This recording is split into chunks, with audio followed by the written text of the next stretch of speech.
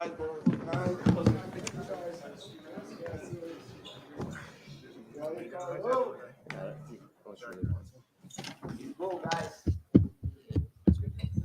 Carlos, we can already smell the cigarette when we were walking in here. So congratulations on the victory. I guess it's been a while since your fight ended. So I guess what are the emotions after getting a violent knockout like that?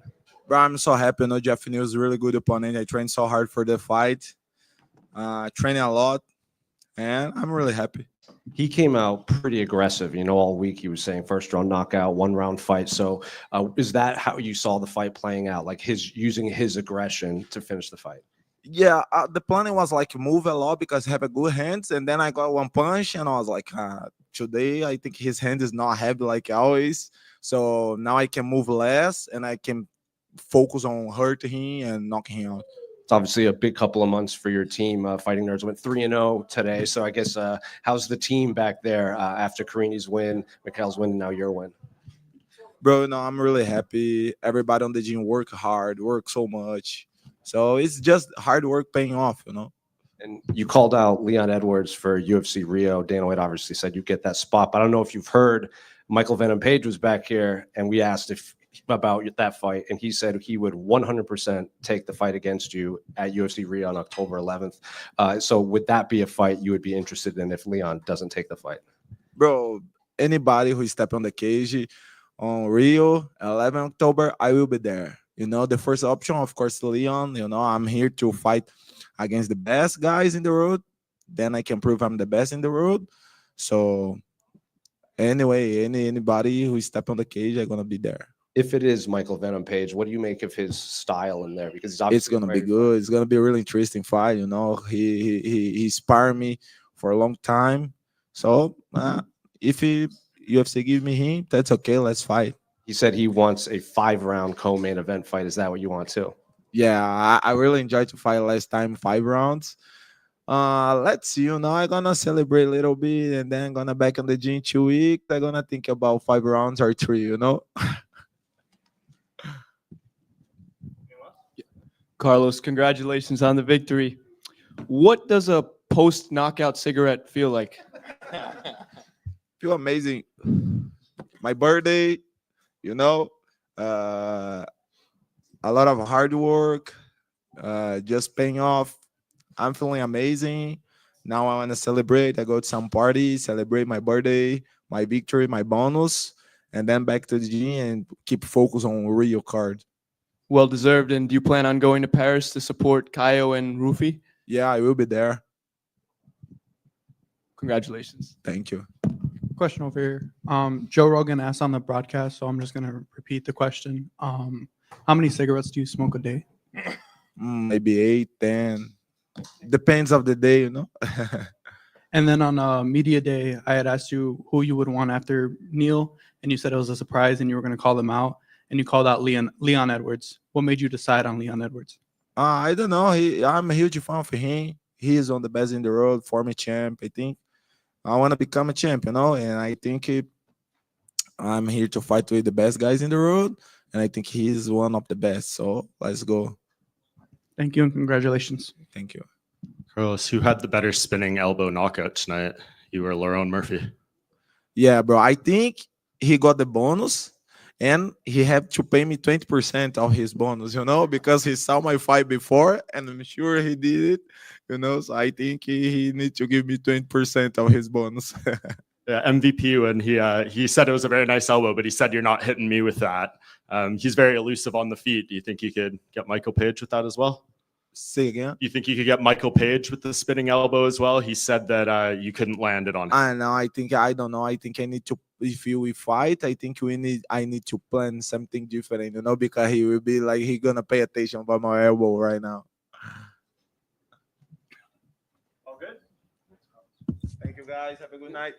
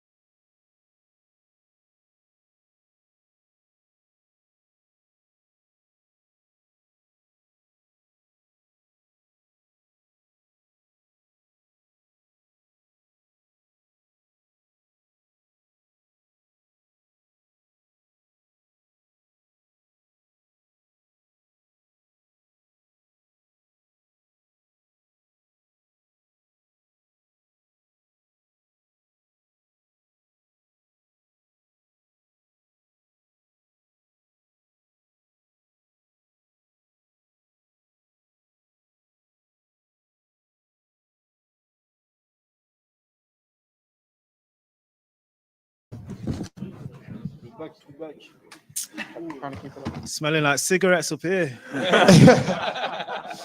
You take 3 guesses why. First of all, congratulations. I feel like this was a big moment in your career, and then to capitalize on that opportunity was unbelievable. To pull it off in the way that you did, how satisfied are you feeling right now? Yeah, that was massive. What a place to do it. Like you said, UFC 319, co-main event. I needed something big like this. And obviously the UFC is about moments. I just created a great moment then for myself, for the fans. I'm happy. You said it yourself there, the UFC needs moments, but you also have to win, right? So can you even go into a fight with the mindset of, I do need to try and find an opening to pull something off here, or do you just see it and take it? It's just a fight. You don't go in there with them intention. You go in there with the intentions, but it's like I don't search for it. I knew it was going to come though because of his pressure. He was very good though. I have to hold my hats off to him. He's a very good fighter. Yeah, just out of interest, how much did the body shot hurt? I felt it, but it wasn't going to stop me. Do you know what? He's got solid boxing, man, and I think he'll do well in the UFC. He's going to learn from this. You can't pressure high level fighters like that. Yeah. You said in the cage, and you said now that you knew he was going to run onto something just with that aggression. Carlos Prata says you got the inspiration from him and you actually owe him 20% of your bonus. I don't know if you're feeling generous tonight. Yeah, I spoke to him before, but yeah. And again, nothing is concrete in this game, but you have the featherweight champion of the world calling you out for a fight in December. Alex Volkanovski wants to fight you. It seems like you've done enough at this stage. Is that the fight, and is that the timeline you would like to do? That December will be perfect for me. Gives me time to recharge, spend some time with the family, and then work on some bits and get better and come back better. December will be great to share the octagon with Volkanovski, one of the featherweight GOATs. Adding another scalp to my already quality resume. I'm 9 fights undefeated now, yeah? You know better than me. Yeah. So I've had 10 fights in the UFC now, 1 draw, 9 wins. It's time for a title fight. Congratulations. Thank you, sir. After your last win in the Apex, you were very vocal with the fans that maybe even if they were dissatisfied with the performance, like it didn't matter to you. But in hindsight, to win like this, and I'm sure it wasn't dwelling on you, but like all those fans that maybe didn't like your last win, does this make it even more satisfying? They're like, look what I just did. Like, what else do you want? Yeah, for sure. And like I said previously, you have to fight everybody differently. You can't stand there and trade with Josh Emmett. It's just not smart, right? We've seen what he does to guys that do that. So to get a knockout now, I'm shutting them haters up anyway. I know I can do that. I know what I've got in the bag, and I know that the best version of me is not been being shown yet, and I will show that in December. And we've seen a lot of featherweights that get kind of a fast rise, like Ilya and Diego. Like they rack up a few wins, then they're already thrust into a title fight. You've had the long road, like Abu Dhabi a bunch, Apex, and now fighting on this. Do you prefer this like slow rise, or does like as part of you at times being like, hey, how come I'm not getting this treatment too? I'm undefeated here. Yeah, I couldn't have got, like, I love this. I love the hard road. It shapes me into a stronger person, resilient person. I wouldn't have wanted to have 2-3 fights in the UFC and went straight there. I've done it the hard way. Even in 2022 when I was injured, out, nearly lost my career. I have to fight back from that. And to get here today, it just makes that victory even better. Yeah, so at media day we talked about, you might have missed some opportunities because you didn't talk enough. You didn't, go out there like enough. Is it more satisfying that now you got the champ calling you out? Is it more satisfying that he did it in the most violent way possible? Exactly that. I let my fighting do the talk. I let my elbows do the talking. And the champ's calling me out now because he knows that I should be next in line. I deserve it more than anybody else. Nobody's had 5 wins in the top 15 there. I've had 2 main event slots, and that was a great knockout. So I deserve it more. Let's go, Volk. Yeah, you always get a big pop when you fight in the UK. That was insane when you got that knockout, huge pop and everything. How satisfying was that? Oh, that was great. That was like one of the best moments of my career, if not the best moment. Co-main event, vicious KO over a quality opponent. I couldn't be much happier. And maybe we'll hold off on opening that school of trash talk. What's that? Sorry. Maybe we hold off on opening Lerone Murphy's School of Trash Talk. Nah, I'll always be me. I'll always stick to me. Don't get me wrong. If people give it me, I'll give it them back. Luron over here. Congratulations on the victory. You're obviously the miracle from Manchester. You've inspired so many people there. What goals do you have with this bigger platform to help your city? Listen, even if I get that title shot and I win the title, that's going to open more doors for more people, which has always been my goal, always been my aim, to bring people on with me as well and give everybody a better life. So yeah, man, I'm not just working for me. It's much bigger than myself, and I'm showing that all the guys that are coming through now. The coach Carl Prince is bringing a lot of guys through. You see, like likes of a T-Ball. We've got a guy on Contender Series on Tuesday. We've got more guys coming through. We're flying at the minute, and we're flying the flag for the UK. And December, Ilya and Paddy Pimblett want to fight each other in Vegas. Then what would it be like if you're you and Volk are the co-main event, UK versus the world? Wow, that would be crazy. I've not even heard that yet, but I think that would be the best card ever. Let's do that. Let's do Volkanovski versus Lerone Murphy and Ilya Tapori versus Paddy Pimblett, and we'll blow the roof off. Congratulations. Thank you. Lerone, Yeah. can you just do your best to try to describe what it feels like to knock someone out like that? It's just, do you know what? It's more, I don't even know. It's like a relief. Obviously, you've had all the pressure on you for that day, and then you have some beast in front of you, and you just put him to sleep like that, and the crowd roars. It's like it's only something you can dream of. I can't even put it into words. Is it like the perfect moment to do into a title fight? Because, past 5 were decisions, and now you go into your biggest fight having done that to someone and, showing you're capable. Yeah, for sure. And it's not been like, I don't know why everyone like puts decisions down so much. It's like, that's just a fight. When you're fighting the top level guys, it's sometimes they're harder to finish. But I feel like I've looked good in all the fights. Some fights have looked better than in others, but that's just the way the game goes. You can't finish everybody, but it's good to get a finish now. Can you give us an early breakdown of what a fight versus Volkanovski looks like in your mind? Ooh, I think it'd be a barn burner. I think it'd be a great fight, and I'll push the pace in that fight, and I'll look for the finish again. Sorry, one more for me. Did you get to talk to Aaron after the fight at all? Nah, I didn't, but I wanted to, but I've not seen him. All right, gotcha. Thank you.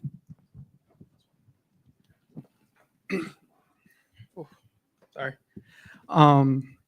The elbow was very calculated. Was that something that you practiced and saw before the fight? Because he's very wrestle heavy, and it was kind of at your like torso level. Was that something that you kind of pictured in your mind, or was it just in the moment, the feeling? Yeah, I'm one of the best technicians in the game, and I knew from watching tape on him where he would put his head eventually, and I set it up nicely. I had a few tricks up my sleeve that I was going to use in the fight, a few techniques, a few fight ending sequences, and I knew one of them would come off at some point because he was so aggressive. Thank you. Thank you.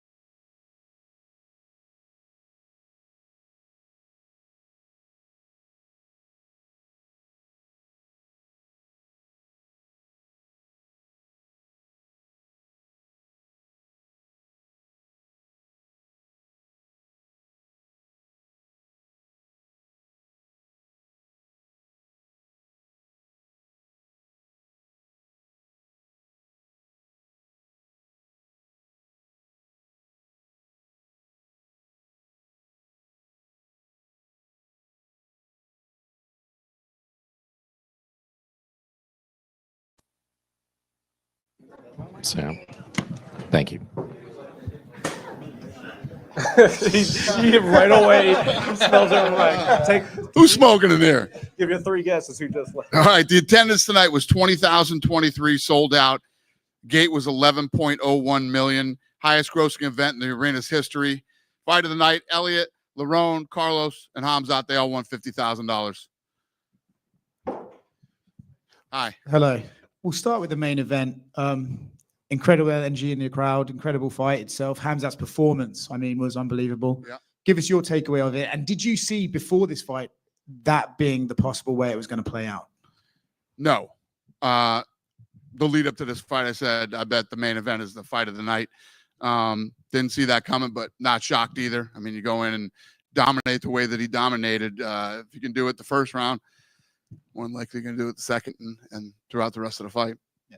There was a time, and it was in the promos leading up to this fight, you said Hamzat was special, one of the most special guys you've ever seen. Do you think he's lived up to that yet, or does he still have a little ways to go because he's been a bit more inactive since the night on when we were on Fight Island? He said, I want to fight next Saturday. Ever since then, the guy's been a rocket ship, and obviously is very popular too. People love him. Fighting back here in the United States, and obviously Chicago loved him too. Do you hope that he can maybe start getting back towards the levels of activity we saw at the beginning of his UFC career? He's the champ now, so. Okay. And what did you think of DDP's performance, right? Obviously, he was outmatched in the wrestling, never gave up, though. Even in the last round, he started landing his own shots. What did you make of DDP and his toughness to survive 5 rounds? Yeah, I mean, first of all, I had every round at 10-8, maybe except for the last round. But to be in the position that he was in and the crucifix and just getting dominated on the ground and punched in the face and elbowed, and it's a very frustrating place to be in. I thought he handled it well and came out every round, trying to get in the fight and try to win. Yeah.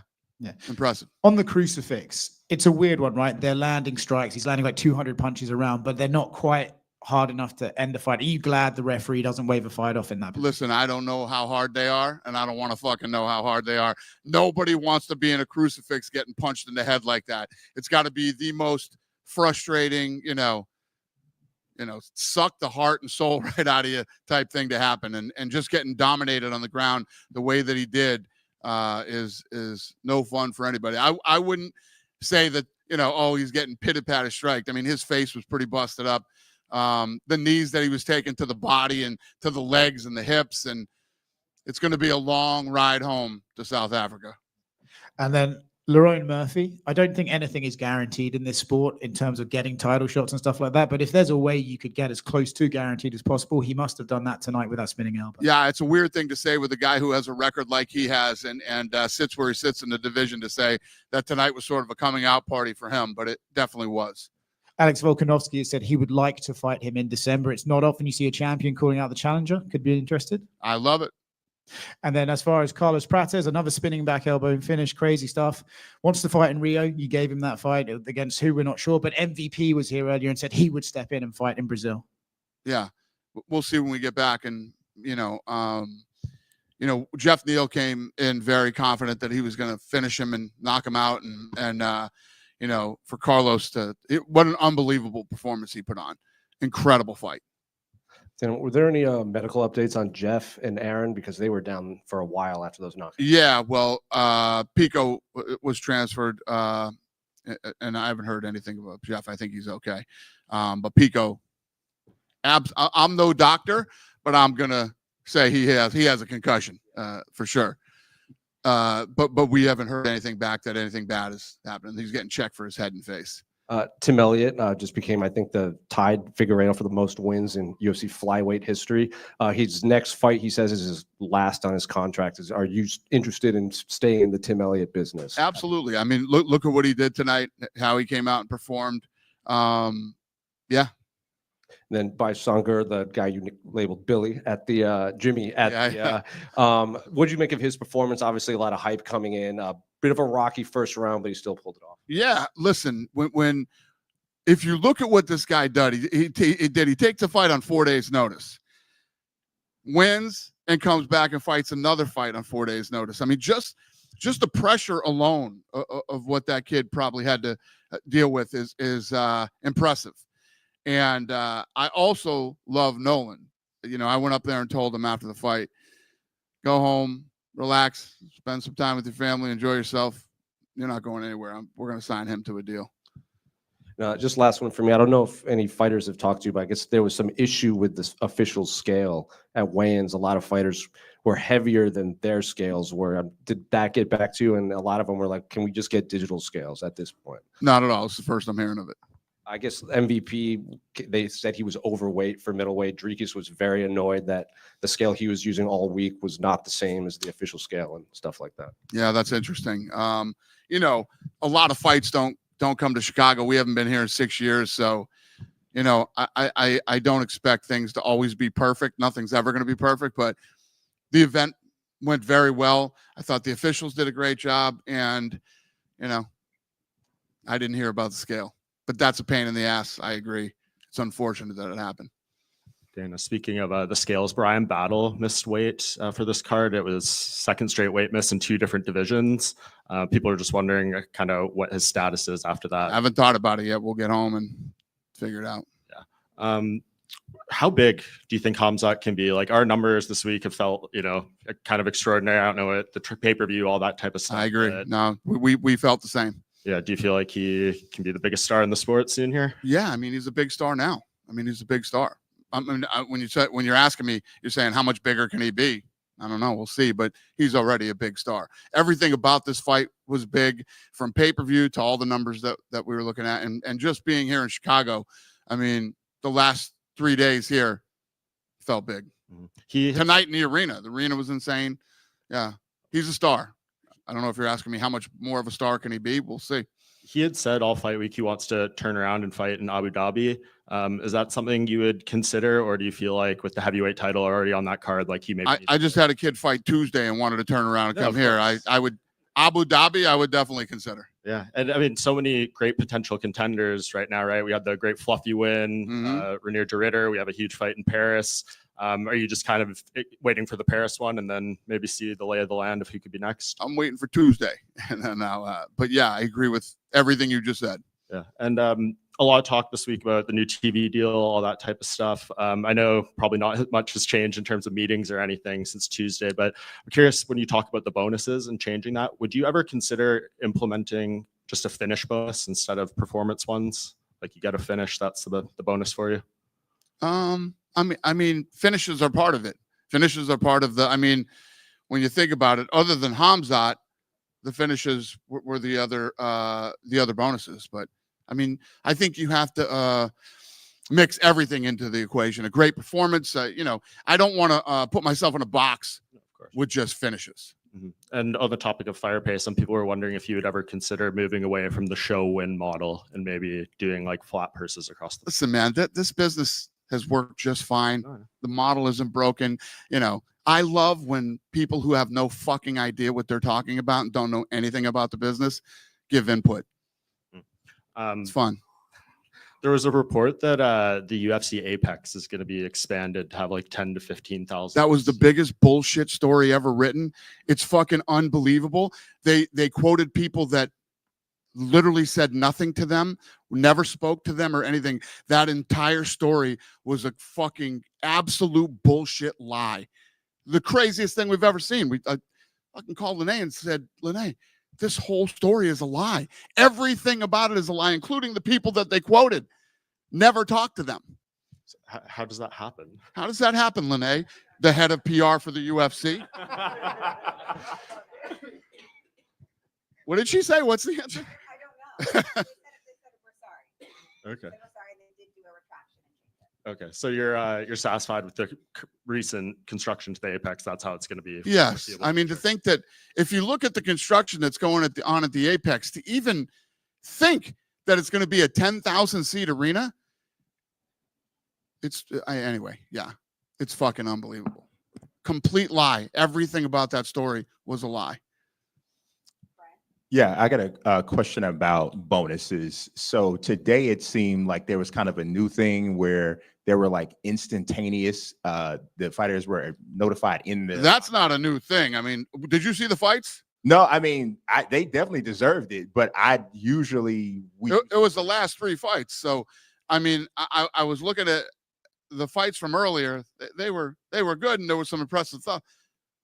Those 2 fights were like, yeah, holy shit.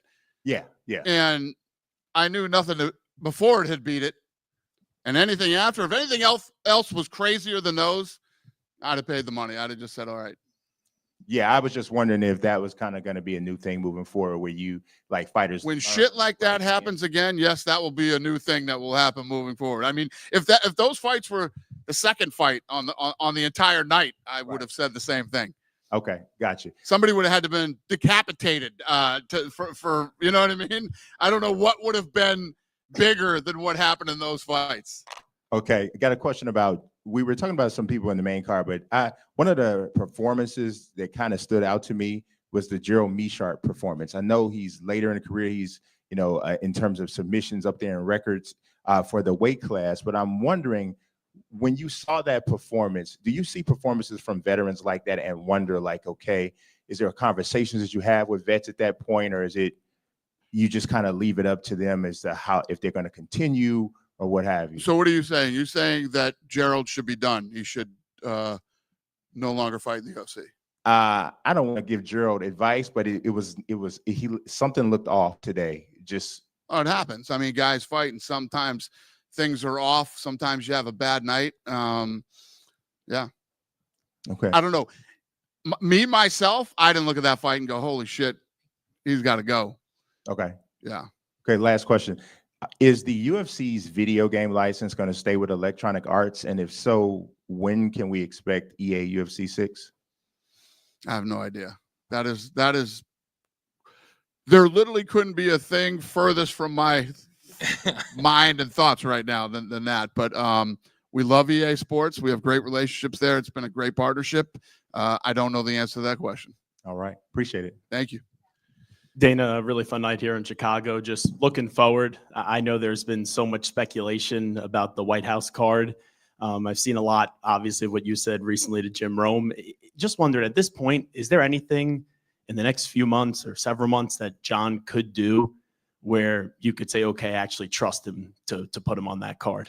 Let me ask you, what do you think Jon would do in the next couple of months that would make me trust putting him on the White House card? Well, I would not trust him, but I would like to see him fight Aspinall on that card down the road. So I already said that I don't trust him, and you're asking me what could he do for me to trust him in the next 3 months? You don't trust him. Well, yes, but you talk to him. I don't. Yeah, no, I don't talk to him either. I haven't talked to him at all. Well, there's a greater chance you'll talk to him than I'll talk to him. Yeah, I would not bet on, if I had to make odds, it's 1,000,000,000 to 1 that I put Jon Jones on the White House card. All right, I think that ends the questions on it. Yeah. What did you think of the energy and all week in Chicago? I mean, the fans were insane. Let me tell you what, this city is awesome. It's beautiful. The food is off the charts, and to be back here after 6 years, the arena was really, really good to us, and the fans here were amazing. It was an incredible week, and I'm glad we chose to come here with this fight. Speaking of food, you already said earlier on, you told Gary Breck on video, you're just like, hey, sorry. Yeah. No, I've had Lou Malnati's twice since I've been here. I ate at Portillo's.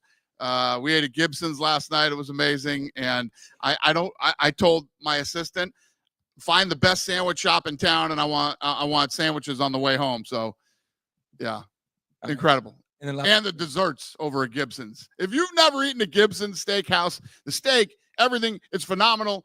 The desserts are some of the best desserts you'll ever have. They're massive. Yeah. There you go. If you're a fat boy like me, get over to Gibson's. And if you don't like anything on the menu, eat the dessert. There you go. That's one for me. Just a question for Joseph about Joseph Morales. How do you put, I guess, how do you look at his story? Leaving the UFC in 2019, going to Cage Warriors, going around, earning a spot on The Ultimate Fighter, and then winning the entire thing to come back and earn a spot back. Yeah. Oh, yeah. I didn't know where you were going with that at first.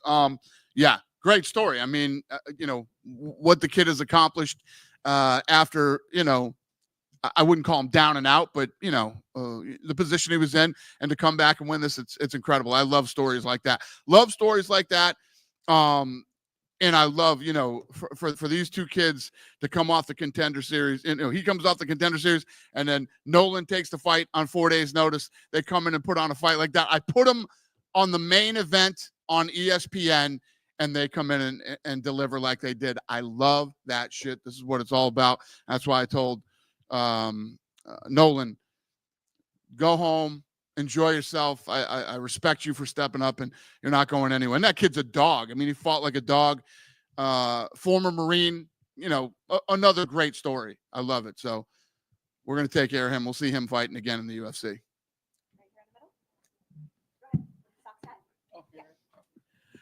Everybody's been saying it all week. It's been 6 years since the UFC has returned to, or has been in Chicago. Was there any specific reason why it's taken so long? Yeah, COVID. COVID happened, and then once the world started, you knew my stance during the whole COVID thing. We went through COVID, and then when everything opened up again, I was only going to states that were easy to do business in, and only going to states that would let me do full arenas. So that happened for a couple of years or whatever, and then then we hadn't been to so many places. There's so many options right now. But like I said, it's good to be back. And as you said, there's so many options, but with the night like tonight, is Chicago sort of on the top tier of that list after tonight? Yeah. I mean, I love Chicago. I literally have been up here yapping for 15 minutes about how much I love it here. We'll just have to see how this plays out schedule wise and with the new network and all the things that we got going on. We'll see. But yeah, I mean, I'm going to come back to Chicago as much as possible. Thank you. Thank you. Dana over here real quick. Speaking of the new network deal, how much, I know you probably want to build as big of a card as possible for that first Paramount card. When do you guys start putting that together? And are you wanting this to be kind of like one of those super cards that you were talking about putting simulcasting on CBS, or will this just be kind of more of a traditional great card that you guys put on? Here's the thing about being in this business, right? If you look at all the things that we accomplish, and at the end of every year, I'm always sitting in front of you guys going, I don't know how we're going to beat this last year, but we always seem to do it. You never stop proving yourself. You always have to get out and keep grinding. And in September, we're getting together. We're getting both the teams, my team and their team, together. We're going to start game planning and working on how this is all going to work and how we can all work together. And ESPN has been incredible. These guys are like, we're going to help you as much as we can in the transition. Anything you need from us. We have an incredible relationship with them. I still have an incredible relationship with Fox. And we had a good relationship with Spike when we left there too. The guy Philippe Dumont, I'm sure you've all heard me and how I feel about that fucking guy, but who was one of the executives at the company back then.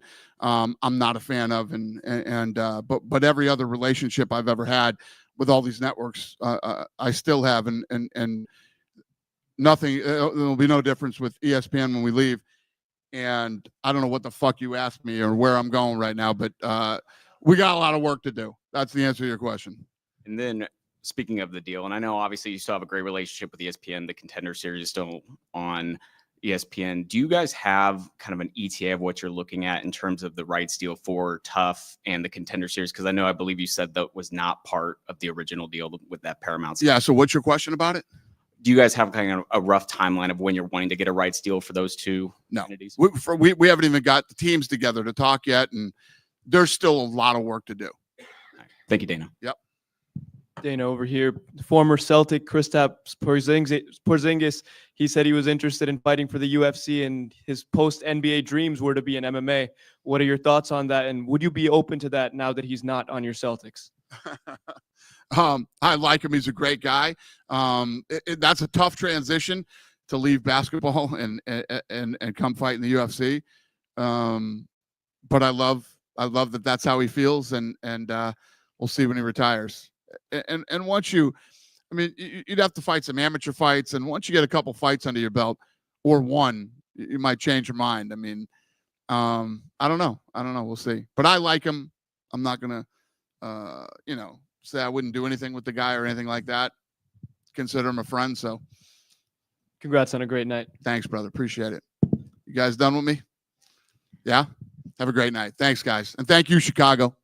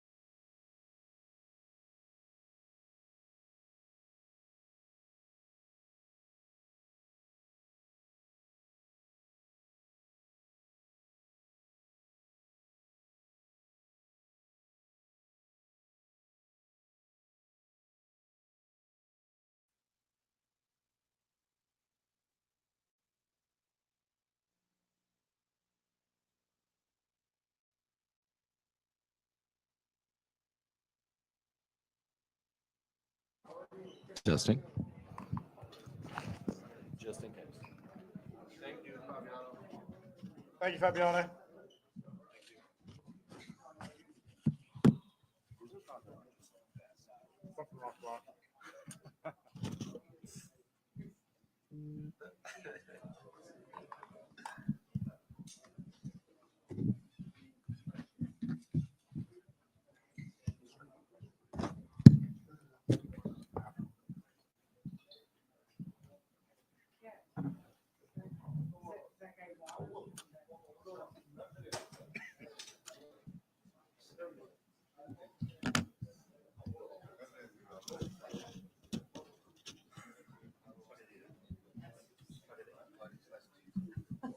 No, I actually just ate my own midnight slice of pizza.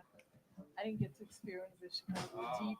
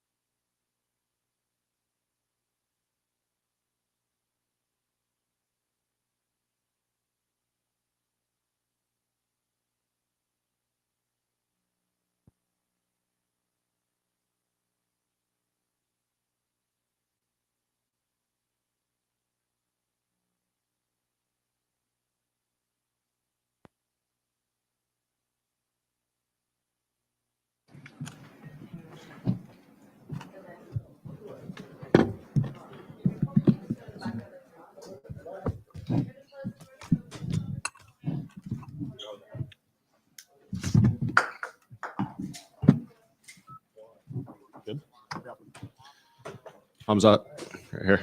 Congratulations on the win tonight. A lot of people have thought for a long time it was inevitable that this day would come where that belt would be in front of you. So how does it feel that this actually happened for you tonight? Feels good, amazing. Happy for that. You were extremely dominant in there. You landed the most total strikes ever in a UFC fight, over 500. Were you surprised you couldn't get him out of there over the course of the 5 rounds? No, just was working on him, so I had some cool time on that there. So just spoke with him, spoke with his coach, middle of the fight. Was happy. What kind of things were you saying? I said, good job, work harder, guys. You've had that back position on a lot of guys and you'd be able to choke them out. Was Drickus doing anything right to defend it, or? Just because I was sweating, I went under last 30 seconds, tried to finish him. So I heard my corner says 30 seconds. That means to go to meet him. So I tried, but make mistake. So thankful for my coach. He gives the black belt, but I was like, when I went under, fuck, I don't have a black belt now. So, but he gives me respect. Thanks. Does this win in a way, like the way you won, almost prove something more? Like a lot of people are questioning your cardio. Can you go 5 rounds? All that stuff. Like, does it feel good to kind of shut those people up a little bit? I don't care what people think about, but doing my thing. So, like you said, how many strikes I landed on him, how many takedowns I has there. So I didn't guess out. So now they know. Yeah, it was 529 total strikes and 21 minutes and 40 seconds of control time, which was the second most ever in a UFC fight. How many takedowns was it? Let's see. Yeah. You had 12 takedowns. So, yeah, that's big by itself. Do you still want to turn around and fight in Abu Dhabi? We'll see what they say. I'm ready always, so no injuries. Thanks, God. Will you continue to come to the States and train with Sam Calavita for these camps, or is that just kind of a one-off? No, I'm gonna work with this guy. He's one of the best guys I'll work with for cardio. So that's crazy training over there. So thanks for him. Who do you think is the most deserving person to fight for that belt first? What? Who do you think is the most deserving contender to challenge you for that belt first? I don't care about these things, bro. I just where they gives the money, I fight anyone. Hamzat, you got the crucifix position a few times in the fight. Did you know before the fight that you could get to this position on Dricus, or was it when you were wrestling him you thought, oh, okay, it's right here? That's just to have fun with my friends. I take them in this position, like holding them 25 minutes, 1 hour sometimes. They let them have a, so make them humble. Some guys like, nobody can take me down, hold me down. So I take them to the gym, hold them down there with this position. So yeah, I does this a lot. Sometimes a lot of fans talk about Dricus and about how strong he is compared to some of the other guys you fought. Was he very strong or not really? Nah, not like people are talking about. So could take him down like anyone else. Like Mike said, are you happy that the cardio questions have been put to bed, or did you yourself need to show yourself that you could do this? The boy is always saying, bro, it will be good for us if you go 5 rounds. So for the next fight, so we're gonna have that makes us better fighter today. So happy that's happened, but sorry for Dana White. So he likes finishes, but I tried last seconds, but make mistake. I think Dricus tried a guillotine. I'm assuming there was never any danger. Nah, bro, I hope I can die before the next somebody submit me there. Okay. Sean Strickland, your old friend, has been tweeting about you since the fight. He said that when you were in the gym together, he would actually out wrestle you and be better than you in the wrestling over 4 rounds. Bro, Dricus take him down many times, but how can he take me down? Come on. This guy, I beat him everywhere and striking, but this guy just talk too much. So he's funny guy. He's working with, what is his name? Buratino or what is it? Yeah, Paulo Costa. Yeah, Paulo. I make them together.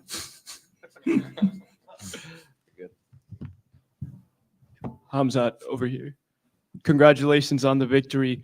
You obviously represent Dubai, Chechnya, and you used to represent Sweden. There's so many Swedish fans that are so happy for you. How much did your time in Sweden mean in your career?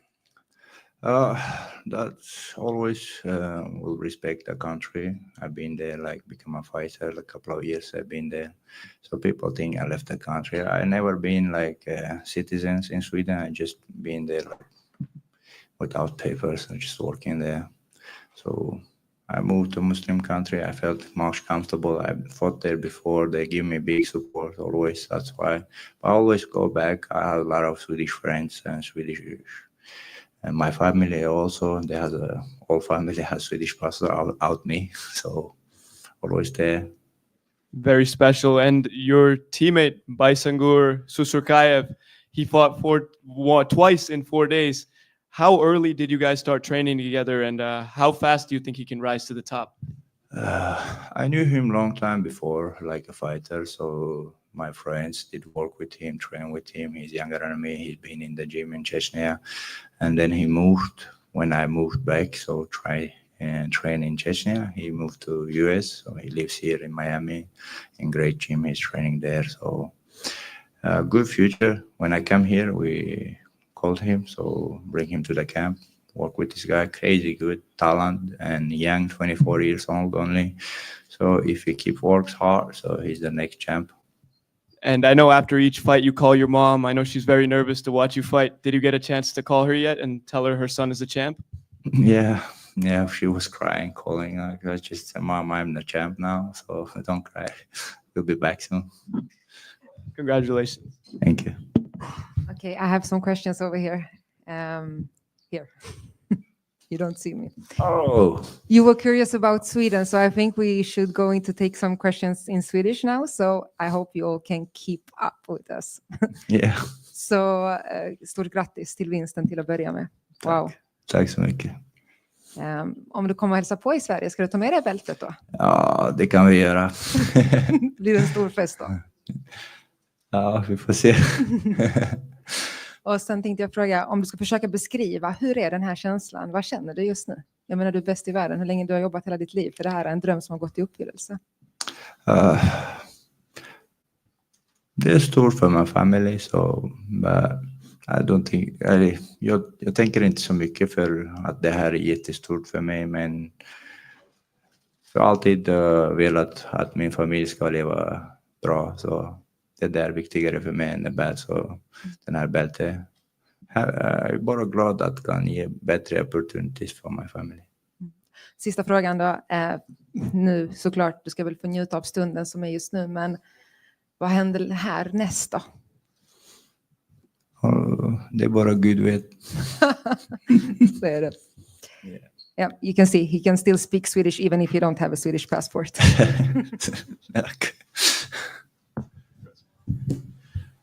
So for this fight, you came in a little bit underweight at 183. Is 170 still a possibility for you to make that weight?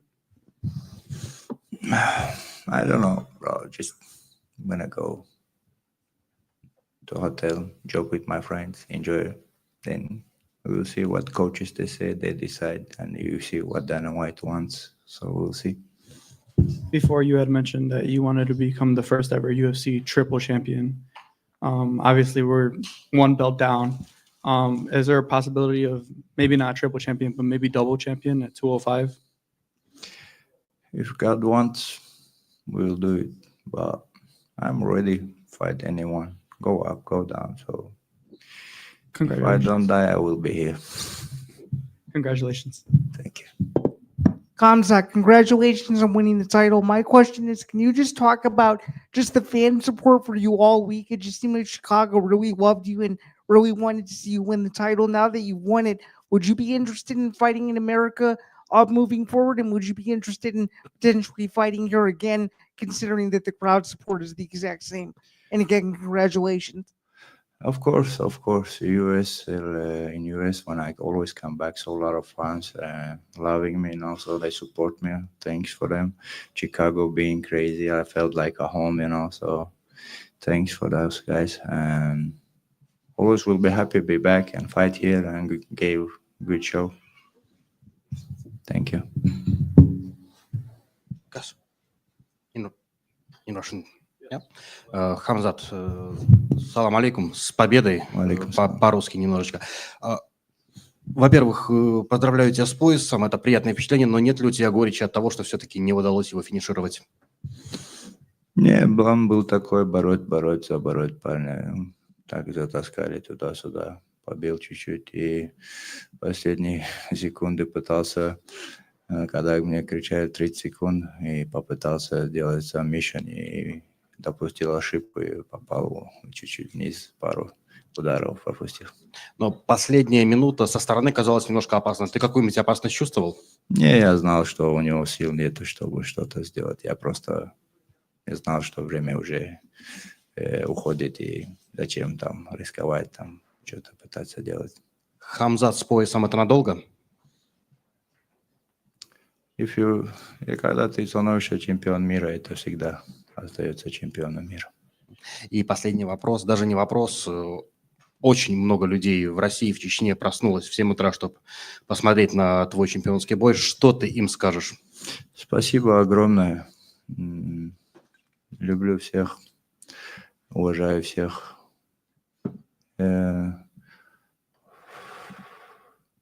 Огромная благодарность. Спасибо, с победой. Спасибо.